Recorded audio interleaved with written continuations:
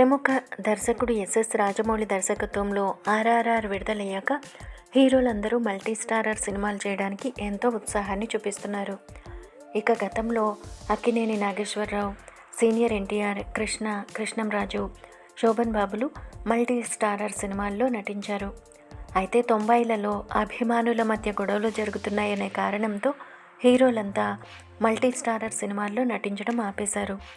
ఇక Chiranjeevi, Balakrishna, Nagarjuna, వెంకటేష్లలో Nagarjuna, వెంకటేష్లు multi starrer సినిమాలు చేయడానికి ఆసక్తిని చూపించిన చిరంజీవి, బాలకృష్ణ మాత్రం సోలోగానే రాణించి మల్టీ స్టారర్ సినిమాల్లో నటించలేదు.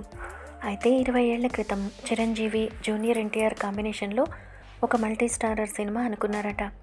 అప్పట్లో వైజాగ్లో టాప్ డిస్ట్రిబ్యూటర్గా ఉండే ఆవులగిరి జూనియర్ ఎన్టీఆర్, చిరంజీవి కాంబినేషన్లో ఒక సినిమా తీయాలని అనుకున్నాడట. ఇక ఆ సమయంలో జూనియర్ ఎన్టీఆర్కి ఆది, సింహాద్రి లాంటి బ్లాక్ బస్టర్ హిట్స్తో మాస్ ఇమేజ్ ఉండేది.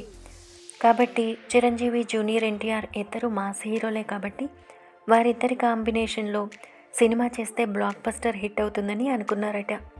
అయితే వారిద్దరి ఇమేజ్కి తగ్గ కథ కానీ దర్శకుడు కానీ దొరకలేదట.